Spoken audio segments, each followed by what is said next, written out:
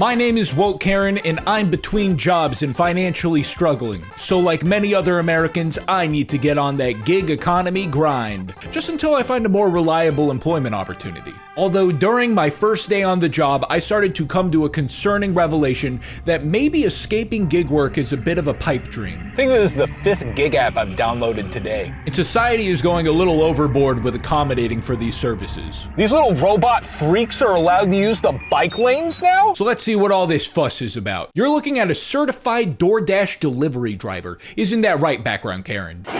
Hey everybody, it's me, Background Karen. I sure am excited for flexible work that can accommodate my lifestyle. If you're new here, that's Background Karen. He appears in every single one of my videos to raise the green screen. He's quickly become a fan favorite around here, so I thought I might as well give the people what they want and put them to work. This is our current situation. We live in America, we have a car. This is technically my roommate's car. Hope I don't crash it. At this point, I was thinking that door dashing could be good for me. I could start sending unhinged text messages to people about their orders. I could also listen to my favorite tunes while driving. I get to work on my own terms. Hey, there are worse gigs out there. Background Karen is gonna head over to an area populated by restaurants and wait for an order to pop up. Financial independence, here we come. This is the best idea I have ever had. Got a flat tire. I drove over a nail, probably about 3 blocks away from my apartment. Oh. Well, that's just part of the gig, I guess. You know what? We might actually be in luck. Many of these delivery apps have driver insurance, and oh, we are not covered. Coverage does not apply for collisions that are in between orders. Also, for personal coverage, insurance companies often deny coverage for business use anyway, so I doubt we can go through Andrew's insurance. Man, this whole thing is flimsy. The unfortunate reality for many people who rely on this line of work is that unignorable maintenance issues like this, or God forbid, totaling your vehicle, will put you out of work until you can figure out a replacement. So many people who rely on this job to put food on the table are just one collision away from being completely unemployed. But hey, I didn't have to take this job. It's supposed to be supplemental, not a main source of income. You know, like a flexible way to make extra money to pay for car insurance, bills, gas, and vehicle damages. This is just a minor inconvenience. We're gonna get that tire patch and it's gonna be off to the races. They can't patch it. And the replacement that they have will not work with this set of tires. We gotta get a whole new set. That would cost hundreds of dollars. Fuck, we cannot tell Andrew about this. All right, I parked the car and I put the flat back on. We gave it the old college try. Time to look for other work, and hopefully Andrew doesn't notice anything. He's been real crabby about us being late on rent recently. I guess we could just scrap this video and try again later. No can do, BGK. I just accepted an order because quite frankly, we need the money. But we don't have a vehicle of any kind. You'll figure it out. Get on that grind set and you'll be delivering in a Bentley in no time.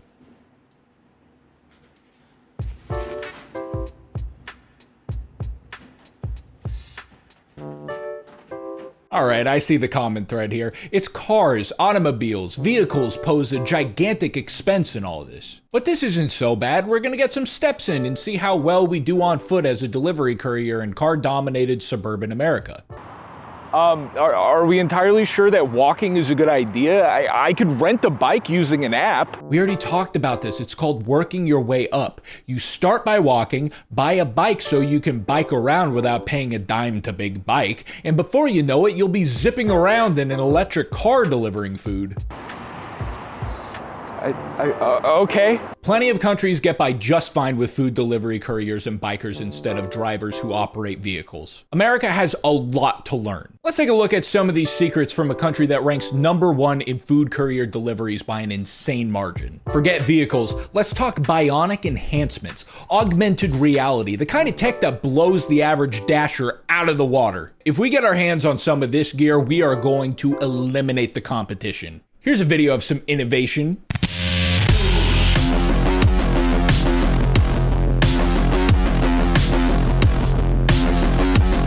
Was that fucking Predator? So it turns out the government having communist in the name does not make the labor market immune to gig capitalism. China, their delivery app industry is no joke. In fact, I would say that it is physically brutal. Good thing they have abundant healthcare, housing access, cost of... I wish I had health insurance.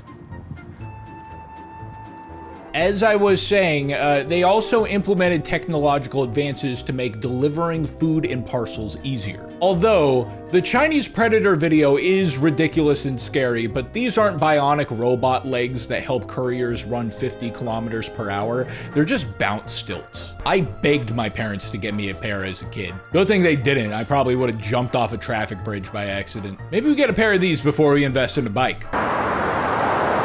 Yeah, I don't think that's a good idea. It's okay, I have an alternative to offer. No, this is not footage from Death Stranding 3. This is a bionic exoskeleton attachment that makes delivering multiple parcels and heavy loads much easier. I'm not crystal clear on the details, but from my educated guess, this is either a worker who invested in a tool to optimize efficiency, or it's part of a pilot program conducted by a delivery app service to do exactly that. A lot of delivery drivers also invest in smart helmets to display notifications, map routes, and other delivery work-related information. In other words, these chooms are chromed out and we gotta get with the times. This is not to battle opposing gangs and factions, this is to alleviate the burdens of delivery work. Hey, background Karen, you like Death Stranding, right? Yes, but unrelated. I'm getting some concerning notifications. Are we entirely sure that I'm allowed to walk instead of drive? This wouldn't be a problem if we were better prepared to deliver on foot, like if we got a pair of Heelys to roll down hills. So we're gonna sink money into this? I thought that the idea was to eventually graduate from gig work. Think about it, the more we invest, the more we can deliver. I took the time to compile a wish list for all this gear and,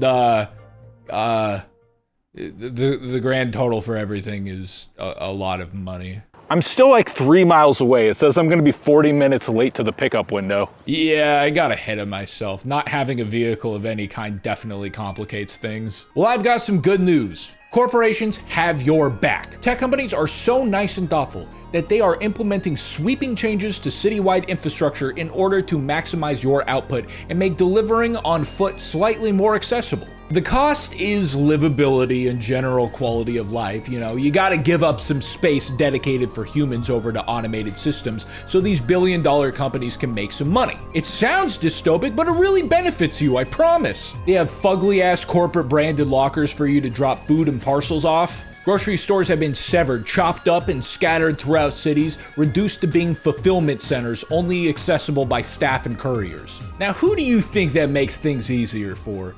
I mean, probably not people who want to physically buy groceries, right? You are not thinking about the bigger picture here. There are programs made for you to work harder and make more money. In many cities around the globe, food couriers on e-bikes have services where they can swap batteries instead of sitting around charging them to optimize efficiency.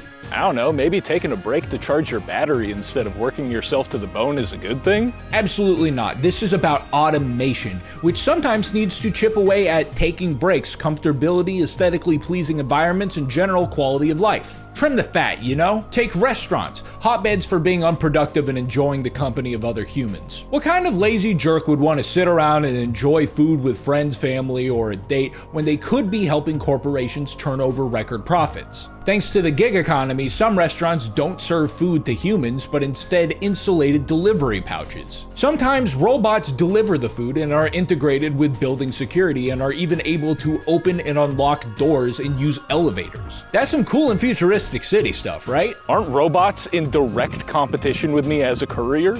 I mean, we gotta get used to these robots. Some city planners are building with their accommodation in mind. Imagine sidewalks that are not only ADA accessible, but also Postmate robot accessible. Now that's true equality right there. I'm talking streets, sidewalks, even bike lanes.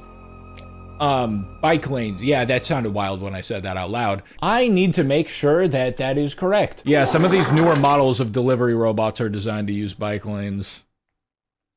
That is actually where I draw the line. I think I was imagining this technology as potentially utopic, but it's clearly dystopic. All of this might help a service that humans use, but out in the wild, it's incredibly anti-human. This is like Hostile Architecture's annoying cousin who went to business school. Yeah, they canceled and refunded the order. My rating also just went down. I don't really feel all that empowered from the freedom and flexibility that was promised to me when I joined the gig economy, to be honest with you. You know what? We need to stay optimistic. There's no point in stressing out. I don't think we're giving these apps enough credit. They're putting us into a growth mindset through Jedi mind tricks, and we could honestly benefit from that. What if these gig apps controlled more than just your finances and livelihood? What if they were implementing features and gimmicks that were designed to influence your psychology in order to get you to work harder? Wouldn't that be fun? That sounds genuinely horrifying. What you're describing sounds like manipulation. Plus, I'm looking at my bank account right now, and I don't really like how I have to pay out of my own pocket to work for these companies through, you know, car repairs and tech upgrades. Nor do I like how these companies are influencing city infrastructure to make everything look horrible and depressing. Ah, come on, what do you want? To not pay rent on time, get evicted from your home, get thrown on the streets, and die by the cold and indifferent hand of late-stage capitalism? Why don't you take another delivery, but jog this time, and do it with a little nice can-do spirit? Okay, I just accepted another order. There we go. We've been spending some time talking about video games. But what if elements of video games made people work harder? Like instead of an exclusive raid event, it was like, you know, your job but with slightly better pay. What if you get a bonus for login streaks, but it's delivery streaks? I bet you dance like a good little monkey for an extra $8, huh? Think about it, it's like Uma Musume Pretty Derby login rewards. You like horse girls. I do like horse girls. And there's also hotspot features with increased app activity like in Pokemon Go. You like Pokemon too. I do like Pokemon. That's the spirit. When you're a food delivery courier, your boss is literally an algorithm with countless tricks up its sleeve to get you to work harder. That does sound like psychological torture through the lens of manipulative financial incentives. Yeah, no, sorry. Now that I think about it a little more, if you're a food courier in the US, your boss is likely 3 different algorithms because it's pretty much impossible to only use one app and pay the bills. This practice is called app hopping, and for many people, it's the only way to do this job. Hey, it's not so bad. Think of it like you have a PlayStation, an Xbox, and a Nintendo Switch. And also doing deliveries is like earning a trophy or an achievement. If you have a really high gamer score, you earn a badge. Top Dasher, that means you get the extra good deliveries to accept. When this system is designed like a game, getting exploited is like Halo 3. It doesn't really feel like Halo 3. No, this is horrible. Everything about this sucks. Like, looking into this industry for 2 seconds will instantly disillusion anyone with basic pattern recognition skills. We understand these apps now. We know that they're designed to manipulate us into working harder. We also know that society is bending to the will of this industry. It's definitely a slippery slope, but I mean, you gotta go sledding to keep a roof over your head. Just as long as we don't become objectified in the process, you know, made into a dystopic puppet show advertisement of top-down solutions that won't change the material conditions that led to class immobility and struggle, all while the profiteers of said struggle gave themselves a pat on the back. But we have nothing to worry about. That surely doesn't happen in real life, right? US President Donald Trump, in an attempt to promote his no tax on tips initiative, ordered some McDonald's to the White House, because of course it's McDonald's. Sharon Simmons was the delivery driver. She is an elderly woman whose husband has stage 3 cancer. She was financially struggling to support him through treatment and had to essentially care for him, drive him to appointments, and put bread on the table. And yet DoorDash, possibly one of the most exploitative gig economy behemoths in the US, is seen by many as a benevolent party for offering her a flexible gig to maneuver the material horrors of working class America. There definitely are people who benefit from delivery apps. Restaurant owners, people with disposable income, the managers and owners of these apps with business models revolving around paying workers the lowest amount that they can get away with, all while reporting record-breaking profits. But the people who use these apps are quite rarely in a good spot. They quite rarely do this for supplemental income to finance a trip to Mexico. Instead, they do it for survival. Sharon isn't empowered. Sharon isn't thriving. Sharon represents a growing population of the US workforce. Someone who DoorDash can just kick to the curb and deactivate her account at any moment despite the gravity of her situation. And the cherry on top, Sharon has been branded for this occasion. A worker reduced to a prop, wearing a DoorDash grandma t-shirt. I'm sorry, I need to change the subject before I get more upset. Hey, it's been a while since we checked in with background Karen. Did you ever finish that order?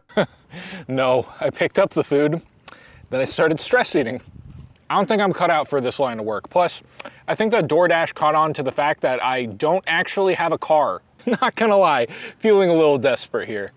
And then I started poking around the internet and I actually found a bunch of job opportunities. I just had to download some apps first. First we got Upwork, Winolo, Thumbtack, Rover, TaskRabbit. Uh-oh. Oh, no, no, no, no, no, no. Oh, no, no, no, no, no, no, no, no. This is not good. If it's described as DoorDash but for blank, that means that it's a contracting job made by a gig app. Silly me. Yeah, so the gig economy is rapidly expanding to a concerning degree. Layoffs have been wrecking the industries, especially tech. And much of this ironically centers around AI restructuring. Massive layoff campaigns wipe the workforce. Uh-oh, maybe they realize that they cut a little too much and maybe AI can't replace workers to the extent that they hope for. So instead of hiring back full-time positions, they just hire contractors to pick up the slack, including addressing areas where AI fails. A lot of what newly turned contractor positions entail nowadays is correcting and teaching the program that is designed to replace you. Tech companies cite AI as a gigantic source of layoffs in the industry. Some data says that the number is around 88,000 layoffs from January 2026 to May. That has already surpassed 2025 AI-related layoffs. A jump from 7% to 40% in just a few months. But here's the thing, this is company-reported data, not actually verified. AI could be way more versatile of a tool than we realize. What if AI isn't actually the cause for every single one of these layoffs, but instead just a scapegoat to get more of the tech workforce onto contractor positions, utilizing the AI scare to restructure the workforce? Even without AI, just from observing how other industries have been moving within the last 5 years or so, it seems like contracting positions are on their way to being the new norm. Sorry for the change of location. I like to hide when I feel trapped and helpless. I'm not totally fucked yet. I can always pivot. I could always become a medical worker, a graphic designer, an educator, a caretaker, a trucker, a service worker, a landscaper, or anything of that nature, right? No, no, no, no, no, no, no, and likely no. Contractors have less legal protections. That's very attractive to employers. Contractors can get the job done and employers aren't obligated to give them sick leave, benefits, health insurance, stuff like that. And we constantly see gig companies fight and lobby to keep these workers classified as contractors instead of employees on a state level. Likewise, we can see lawmakers work in the interest of these companies by rolling back federal regulations. And this is very much a trend. The global demand for gig work has been consistently hiking upwards, rising by 41% in the last 10 years, and new gig platforms have been populating like rabbits. And DoorDash just deactivated my account. So you're saying that this is all inescapable and I'm fucked. You're saying that I'm fucked and I'm gonna be doing gigs until I die. No, no, no. I'm saying that society is fucked. It doesn't matter what employment situation we end up with. The gig economy is spreading across more and more industries as the days go on. The entire world, down to city infrastructure, is adapting to this massive shift towards worker exploitation. AI taking over the workforce wasn't the right thing to be worried about. That's definitely gonna happen in the background, but we should also be worried about AI algorithmically controlling the workforce as a tool utilized by oligarchs. We've been trying to do a little gig work for extra cash, thinking that we could graduate and move past relying on this for work, but it was never designed to materially benefit us in that way. By design, we were never supposed to graduate from the gig economy. This game was rigged from the start. Hello? Hello? Are you still there? I made $0 today and had 3 panic attacks. Also, Andrew says we have to pack up our shit and leave. He found out about the flat tire. At least we got some good exercise today. Isn't that nice? Isn't that something to be optimistic about? I don't think background Karen is going to pull up the green screen this time, so, well, it's one battle after another over here. I need to calm my roommate down before he throws all of my shit out, and if I can get out of this tight squeeze, maybe some Cyberpunk 2077 is in my future. Thank you for watching, and an extra special thank you to my patrons. Have a wonderful day, everyone.